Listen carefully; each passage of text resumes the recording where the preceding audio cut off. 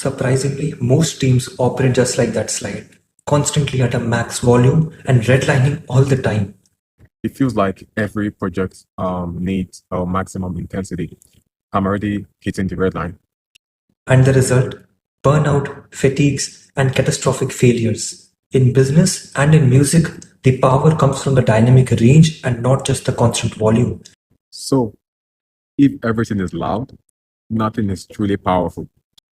Leadership must protect the quiet periods for reflection as well as safety of their own team members and their projects. We see the catastrophic systemic cost of ignoring this principle in the NHS or National Health Service IT project failure. I've heard about that project. The scope was impossible, wasn't it?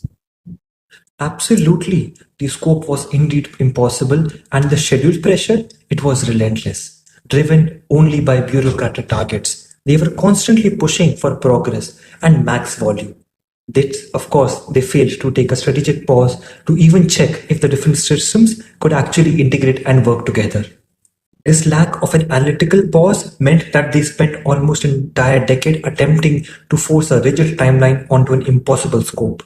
The unmanageable internal frictions and the constant pressures led to the project being completely scraped away after the boot, even after being estimating spends of 10 billion euros over 10 years and virtually nothing to show for it. £10 billion lost? Damn!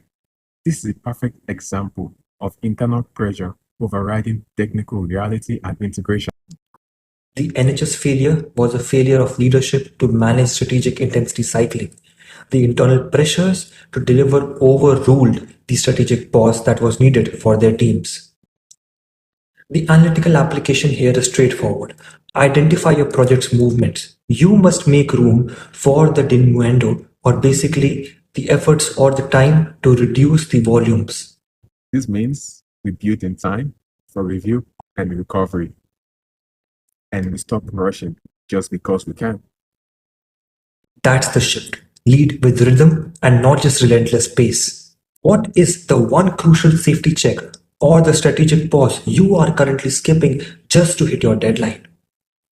And if the dynamic range principle hit a chord with you, do follow for more such content that is unconventionally connecting leadership with your daily lives. And do repost to share with the team that actually needs a new rhythm. Thank you. Have a good day.